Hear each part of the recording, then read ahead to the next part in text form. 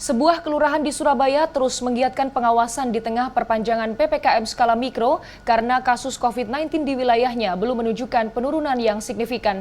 Sementara gugus tugas percepatan penanganan COVID-19 Jatim mengklaim PPKM berdampak bagi penurunan kasus dan tingkat keterisian rumah sakit. Di tengah perpanjangan PPKM skala mikro, Kelurahan Medoan Ayu, Kecamatan Rungkut, Surabaya masih terus menggiatkan pengawasan di area perumahan. Kasus COVID-19 di kelurahan ini belum menunjukkan penurunan yang signifikan. Hingga 23 Maret 2021 ada 15 kasus positif, rata-rata berasal dari perkantoran dan warung kopi. Pengawasan yang dilakukan setiap hari melibatkan Babinsa, Babin Kamtibmas, dan kelurahan. Mereka melakukan tracing, memantau kondisi pasien COVID-19, baik yang isolasi mandiri di rumah maupun yang dirawat di rumah sakit, memberikan makanan, dan melakukan penyemprotan disinfektan secara rutin. Ini kami terus melakukan tracing ini setiap hari untuk memonitor kondisi terkini, update dari pasien terpapar tersebut, apakah sudah mulai membaik, ada beberapa yang di rumah sakit, apakah kondisinya sudah bisa pulang atau sebagainya, misalkan yang di asrama atau yang di karantina di rumah.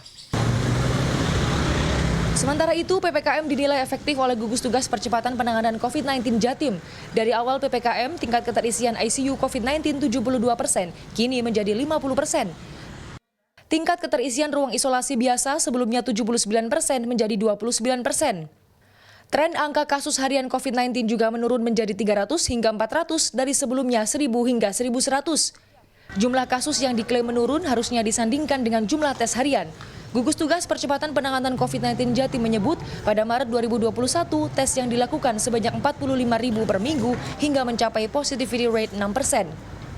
Di sisi lain, kampung yang sebelumnya tak memiliki kampung tangguh tak bisa maksimal. Pemerintah menggandeng berbagai komunitas seperti melakukan pendekatan dengan tokoh masyarakat.